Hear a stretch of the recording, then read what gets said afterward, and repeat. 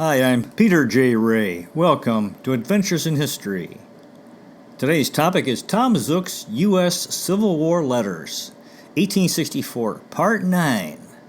Still in Cairo, Illinois, and the war goes on and on and on. U.S. Post Hospital, Cairo, Illinois, August 3rd, 1864. My own dear wife, I do not like to see this evening pass away without writing you a few lines, and I will not, so here goes. We are having some of the stormiest weather here now that I have ever witnessed. Every day for the last week there has been a storm of more or less strength. These storms excel anything of the kind for thunder and lightning that I ever saw. There has been more lightning and thunder since dark this evening. It is now 10 o'clock. Then I thought possible to crowd into so short a space of time. The sky has been illuminated with one continuous glare, and objects out of doors look almost as if a noonday sun were shining upon them, so strong is the light. The thunder has been almost incessant during the whole time. I received a nice long letter from Frank today, and in that he informs me that you have once more heard from poor Charlie. I was afraid that we would never hear from him any more, now that we are hearing so much of the rebel barbarity toward our men who are in their hands. Here in this very hospital are rebel prisoners and guerrillas, receiving from our hands all the care and attention that human hearts and sympathy can invest. Confound them! I sometimes feel almost like strangling some of the scoundrels in their beds when they talk their treason right here to us.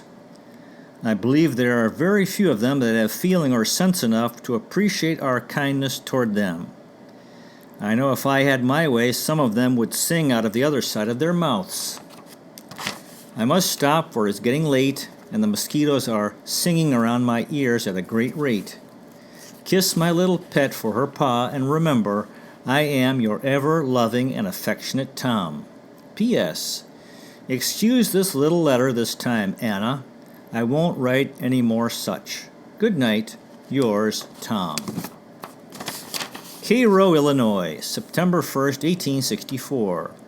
My darling Anna, I have not much to write that is new, yet I feel like writing a little anyhow. There has been some excitement in Cairo for 2 or 3 days past in regard to the great Copperhead Convention at Chicago. Now that they have chosen the men that they want to be their leaders in the coming campaign, things are resuming their accustomed dullness. I am sorry that there should be a man on that vile ticket from Ohio, but such is the case, and we have the consolation that our state is not the only one that has furnished men who are so lost to all feelings of honor and patriotism as to sell themselves in our country for the sake of office. Verily, they have their reward, and it does not require much of an imagination to see what it will be. I do not think that it will be an enviable record to hand to our children that we were sympathizing with traitors who are striking at the life of our nation. And after such torrents of blood have been so freely shed by the brave defenders of our national liberties. The nation cannot look upon such men with much love, much less put the destinies of the country into such vile, treasonous hands. I cannot talk of such men without feeling ugly. I suppose you broke up housekeeping today, and I would like so much to be with you, to help get things out of the way again. I can hardly contain myself when I think that my dear wife is under the necessity of doing for herself in all these things. Oh, Anna, I feel that I will owe you much for so patiently laboring in my absence. We will some day be remunerated for all of our privations, and I hope that by a life of love and devotion to show you how much I love you for yourself alone. Pardon this short letter. It is late, and I have been busy all day and am tired. Tell my little pet that her papa would like very much to see her, and thinks of her very often. I never see little children but that I think of my own little fatherless girl so far away. Kiss her for me, your own affectionate Tom. Cairo, Illinois, Sunday, September 4th, 1864. My own dear Anna, I am not well today, yet I feel that I can pass the time in no better or more pleasant way than by writing to you. I am not much sick, but am having an attack of jaundice, and it gives me a very uncomfortable sort of feeling. You know this disease never amounts to much, so I have no fears of feeling any worse than I do now from its effects. The doctor tells me that it will not last long anyhow. We received glorious news from General William Tecumseh Sherman last evening, and everybody seems happy and in a good humor this morning. And well they may, for this stroke will prove a terrible blow to the rebels, severing the Confederacy in two pieces and allowing Sherman to swing the right wing of his army around on Charleston, which move will soon place that birthplace of treason in a condition that will make the chivalry howl with terror and chagrin. I have never been very sanguine in regard to the result of this summer's campaign, but I now begin to think that the war is almost over, and soon we will see all the seceded states seeking to return to their duty and find protection and happiness from enemies without and traitors within beneath the ample folds of the Star-Spangled Banner. And I earnestly pray that such fond anticipation may soon be fully verified. I received no letter from you during the past week, but I do not attribute the omission to neglect on your part, for I know you will have your hands full in breaking up housekeeping. I feel very much disappointed that I am not at home to assist you, but dear Anna, I will be on hand next summer, and then I will try and make up for troubles that now occur through necessity. Monday, September 3rd.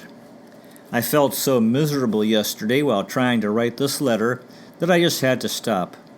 But I am better today and hope in a few days that I will be all right again. Today is the day upon which the great draft is to come off, and I suppose that there will be excitement all through the North, if not bloodshed. Yet I hope that the patriotism of the people of the North will keep them from going into any more such excesses as was witnessed last summer in New York City and other eastern cities. Things in and around Cairo are all quiet, for General Payne, commanding this district, has given the sympathizers plainly to understand that they need expect no mercy from him if caught in any treasonable actions. I guess they are taking the hint pretty generally. I wrote to Willie again the other day, and this time directed as you told me to. I am afraid he thinks that I willfully neglected to answer his first. If so, I am sorry, but can't do anything more than I have. I do not know whether to send this to Marion or Marysville, Ohio, as I received no letter from you last week, but I will send it to Marion, and if the folks there will, they can forward it to you. In the meantime, I will anxiously look for your letter, which will set me all right again. I have not heard from the folks in Marysville, only through your letters. Now that you are going back, I expect to hear often. I must stop, for I am unsteady and can't write a readable word. Poor little Nettie, I suppose she is much disappointed at not seeing her pa before this time. You must tell the little darling that I could not help it. Oh, I would so much like to see her. Give my love to all, wherever you may happen to be, and believe me, your ever affectionate and loving husband, Tom. P.S. Pardon this bad writing this time, for, dear Anna, I can't help it. Tom. Cairo, Illinois, October 1st, 1864. My own sweet wife. I am sorry that I have to preface this letter with an apology for neglecting to write since last week, but such is the case, and I can only plead an excess of duty in extenuation. I received 2 or 3 letters from you since I last wrote, and one from Willie, Frank, and Emma each this week, neither of which I have answered yet.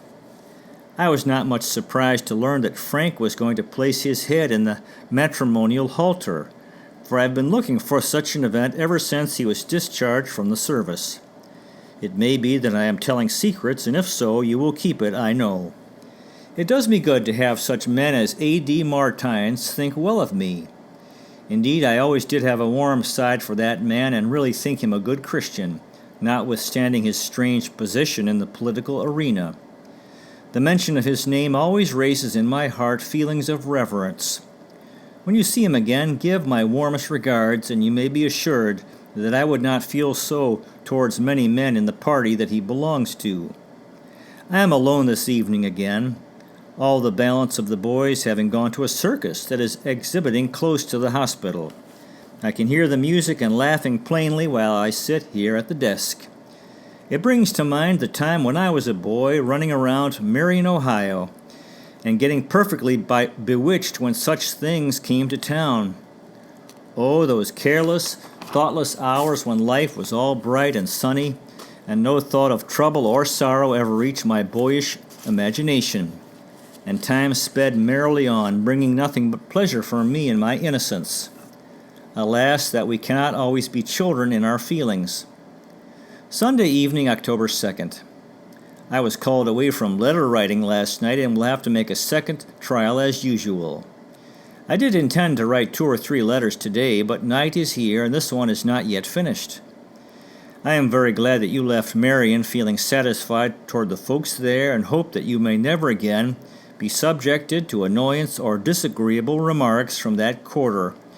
For an objectionable word or actions toward you from anyone, be they relatives or strangers, arouses in my heart feelings that are anything but amiable, and I would not wish anyone to do so were I present to resent it.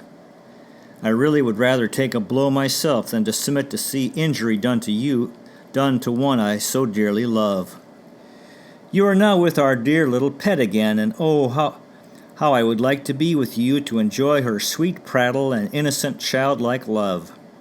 Indeed, the caress of a child is fancied more by me now than I ever thought possible, until I became the father of one who looks to me for love and protection. Tell her that her pa thinks of her very often, and is sorry that she has been subjected to disappointment in not seeing me again when she expected me.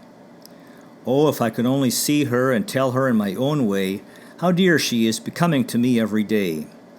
I feel that it would be a great satisfaction and nerve me to meet with greater fortitude the vicissitudes and many trials of life. Willie tells me that he is a General George McClellan man, and I don't know what to think of it. He also requests that I don't write politics in my letters. I fear that he will not value my correspondence very highly, for I can't help talking and writing against the man and party who are aiming to damage the Union cause in every way like they can. I am here right among those who were traitors and rebels when the war broke out, and every scoundrel of them who preached treason and secession when the war broke out are now found in the so-called Democrat Party, bawling for Little Mac and cursing our Abraham Lincoln, and cursing us Abraham Lincoln hirelings.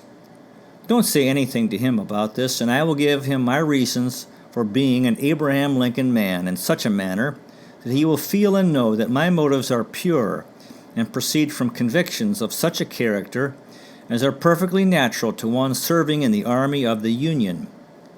Forgive this badly written letter for this time.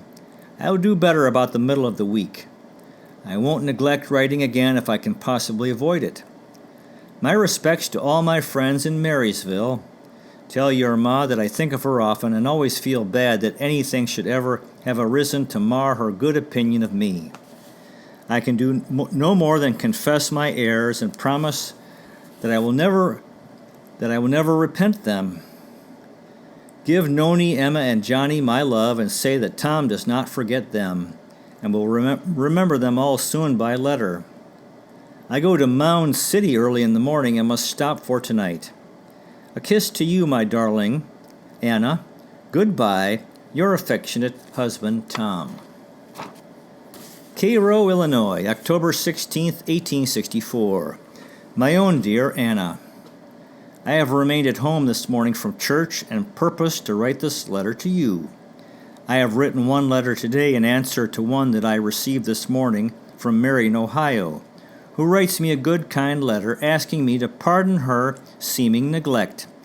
And I know that she is in earnest because I believe that she is possessed of a good heart, notwithstanding she has at times made remarks that I could not account for, and which hurt me exceedingly, for a slight given to you is a double insult to me, and I always will resent it as such.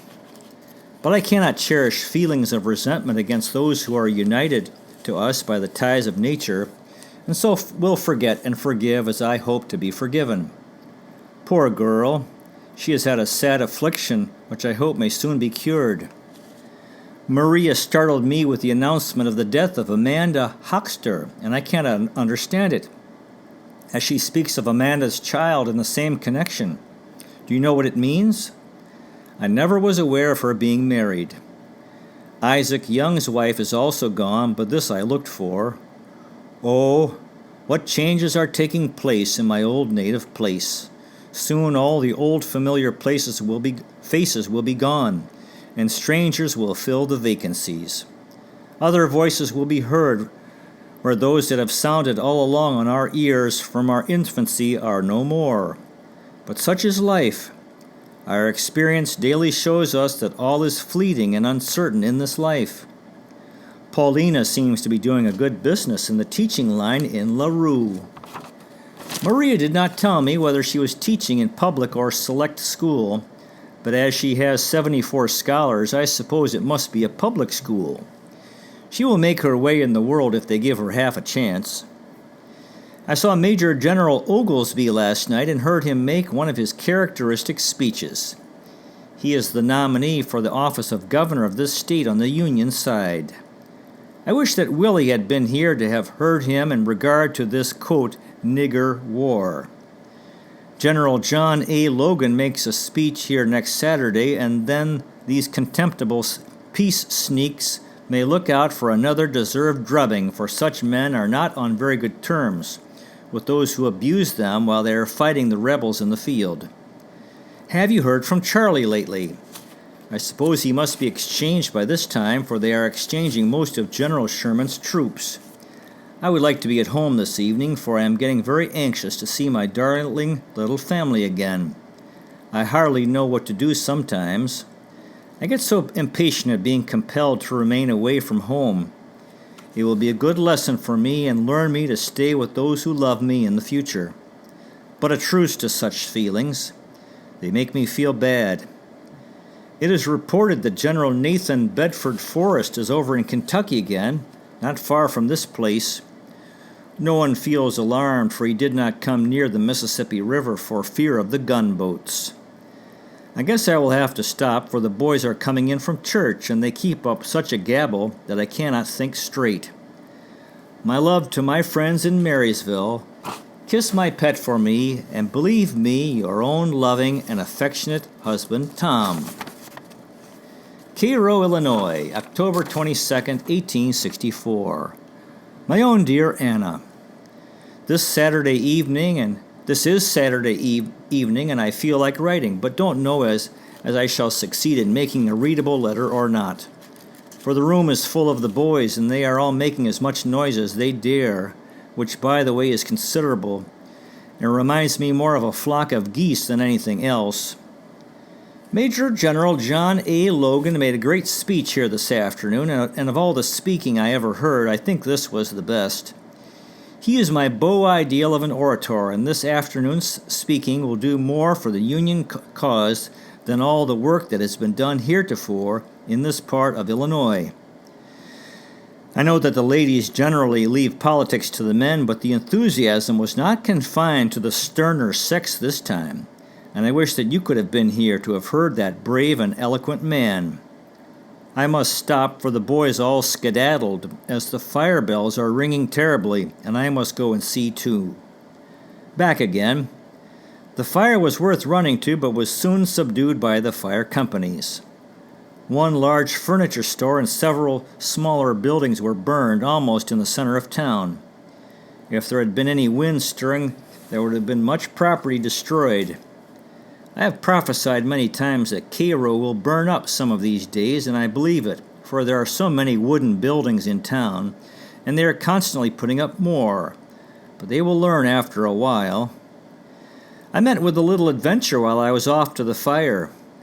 All the soldiers belonging to the 42nd Wisconsin, the regiment now doing post duty here, were ordered to their camp, and as I wear my uniform, they took me to be one of their number and were bound to take me to camp with them, whether I wanted to go or not. By a little show of spirit and determination, I convinced them that two could play at that game, so they let me alone after that. These new soldiers are very overbearing and think they know more than anybody else, but now and then they catch a turtle. I have been very anxious since I received your last letter to hear from you again. The suspense is what makes me miserable, for I don't know but that you are at this very moment suffering from disease and unable to write to me, if you were very sick, and that is some consolation. Now, dear Anna, remember that I am waiting to hear and will not feel easy until I hear from you again. Has Willie gone back to Pennsylvania yet? Have you heard any further news from Charlie? You ought to hear from him soon, for they have been exchanging those belonging to his command, and somebody ought to know something about him. If you will send me the address of his captain, I will write to him and see if I can't learn something about him from that quarter, for they ought to know. I see by the minutes of the Delaware Conference in the Advocate that Pilcher is stationed in Marysville, and I would like to be there tomorrow to hear him preach, for he used to preach in Marion when I was a wee towhead, and many very agreeable reminiscences of my early childhood recur to memory at the mention of his old familiar name. Tell Emma to write to me and Noni if she will. I suppose I owe her a letter, and she feels like waiting till I reply to her last letter. Kiss my sweet little daughter for me, and tell her that her pa keeps her image enshrined in his heart as a pure, innocent little treasure, and nothing but stern necessity prevents him from making the long-promised visit. Absence is making a love for wife and child the more fervent if such a thing can be. I must say goodbye for this time. Your affectionate husband, Tom. Cairo, Illinois, October 26, 1864. My darling Anna, this is a rainy and consequently unpleasant evening out of doors, so I am trying to make myself as comfortable as circumstances will permit in the office. I received a letter from Maria this afternoon, and in the same envelope came a note from John Hardy to Bill Davis, making inquiries about his son John, who was in the same prison camp with Davis. They seem to have thought that young Hardy and Hoxter were dead, and were much elated when they learned through my letter to Maria that he was a prisoner. I can congratulate myself that my letter has at least made a few hearts lighter. I have been very busy working on our payrolls for the past 2 days, and I now have them so that I can finish them in 2 days more, and then the paymaster can have no excuse for not paying us on the first of the month. I did not send any money home after last payday for the reason that I expected to come home myself. I still have my money, and now that I will soon get more, I may as well wait and send all at once. If I can send myself along with it, I suppose you will not refuse to receive the remittance, notwithstanding the encumbrance, but that is still a very doubtful calculation. My orderly sergeant is still here and will remain here until after payday. He seems to think I am a very good fellow, and I cannot quite divine the cause, unless it is that I may soon go to the company, and then I might be somewhat in his way, as I am a little better posted in business matters than any of the non-commissioned officers of the company. If you recollect, I once wrote to you that they had reported me in a very unfavorable light down there, but he tells me that there never was anything of the kind took place, and the second lieutenant told me the same 2 or 3 weeks ago, and I now know pretty near who it was that got the story up. They thought I had a good place here and would like to have scared me away if possible. I will remember it, and someone will find that Tom Zuck is not so much of a greenhorn as they take me for. I was very glad that such stories proved to be untrue. If they had reported me, they could not possibly have done anything. Yet it made me feel bad for a few days. I suppose that Noni has got my letter by this time, and that I shall soon have the pleasure of reading one from her. I don't know how to write to the girls to be interesting, but they must bear with my eccentricities and feel that I do as well as I am able in the letter line. The boys are beginning to gather in the room, and it is about as much as I can do to tell what I am writing about. for they're one of the most gassy set of fellows that I ever saw when the doctor is out. Cairo is not a very pleasant place to live in just now, and will not be for a few months to come. The wet season is now coming on, and soon instead of dry roads and sidewalks, it will be mud everywhere. This is the great drawback on this place, and if it was only fixed so that so much mud would not gather, I would as soon live here as any place in the West. I will have to go to Mound City sometime this week to carry the books and papers up there for holding the election in the hospital. The commissioners left them all with me, and I have to see that it is done. So you see that I have my hands full for a while at least. Pardon this rambling letter, and I will do better next time. Kiss my little pet for me, and ever remember your ever-loving husband, Tom. October 28th. This letter has once been closed up and ready for the mail, but I have just received your last letter and must say something more. I may as well tell you first as last, for you will know anyhow that I intend coming home sometime next week, or as soon as we can get our pay. I would never have kept back last month's pay if I had not been certain that I would get the chance sooner or later, for I know you have little enough to live upon, even with all I can send you. I have been buying most of my clothes for this year, and am beginning to think it don't pay very well. In future, I believe I will let Uncle Sam furnish it for me, and then I can send you most of my wages. I will wait until we get together again, and then we can explain everything. I have much work yet to do before I can get off, and the doctor told me last night that there would be no trouble about it this time if I would only get things up straight in the office by the time we are paid off.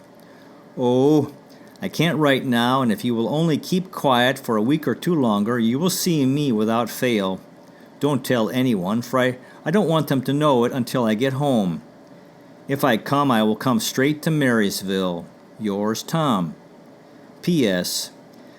I fear you think I have been deceiving you about my pay, but if you can only wait until I get home, you will not blame me. I had a notion not to send this letter, but your letter has filled me with such doubt as to your feelings that I will send it anyhow. Now, dear Anna, don't tell anyone that I am coming. Tom. Cairo, Illinois, October 28, 1864. My own dear Anna, I wrote you yesterday that I would come home next week, but this morning Dr. Taggart was relieved from duty at this hospital, and so I am to be deprived of my anticipated visit. I am so badly disappointed that I do not know what to do. I thought I would write to you right away so that you would not be expecting me. I will not stay here long unless the new doctor proves to be a good fellow. Some of these doctors are perfect tyrants. They cannot deprive me of a visit home long, for my time will be out before many months pass, and then I can do as I like. As soon as we get our money, I will send you $50 or $60. Let this answer for a letter now, and I will write at length when Sunday comes. Your loving Tom. October 28, 1864. Same day. My own darling Anna, I wrote you this morning that the doctor was relieved, and I now have to write that I too am relieved and will leave for the regiment tomorrow evening. I guess most of the boys will be ordered away before long, and as I have stuck it out for so long, all the boys who were here when I came have been ordered away, till I am the only one left. Therefore, I think I cannot complain. We cannot be paid off here for several weeks yet, and I think I can get the money about as soon at the regiment as I could to wait here. I will send you $20 in this now, and save some for expenses down the Mississippi River. It will not be long, dear Anna, before I can send you 2 months' pay. Until then, we will have to do the best we know how. I am sadly disappointed being fooled out of my visit home, and now can see no other way than to patiently wait until I get out of the service, and that time will slip away soon. October 29th. I have just been into town to see how soon I can get off, and find that I can go at 5 o'clock this evening. I will go first to Memphis, and if I can get a good place there, I will stop for a short time. But if not, Why, then I can go on to the company, and as they are laying idle now, I can take it easy with the rest of the boys. They tell me up at post headquarters that our regiment is at the mouth of the White River, but I don't believe they have left Morganza Landing. Don't fail to write to me on that account, for my letters will go right to the company anyhow. I will have the surgeon keep all letters that come here. He hears from me, and then he can send them to me wherever I may be. I will not make this letter long, but wait until I reach Memphis, and then write again. Excuse this light paper, dear wife. I bought a lot of it yesterday so that I could have it in the field. My love to everybody. Kiss Nettie for me, and ever remember your loving and affectionate Tom. Well, that concludes today's presentation. To be continued. Next time we'll continue with Tom Zuck's U.S. Civil War Letters, Part 10. Thanks so much for watching. I really appreciate it. God bless you. Take care, and I'll see you next time.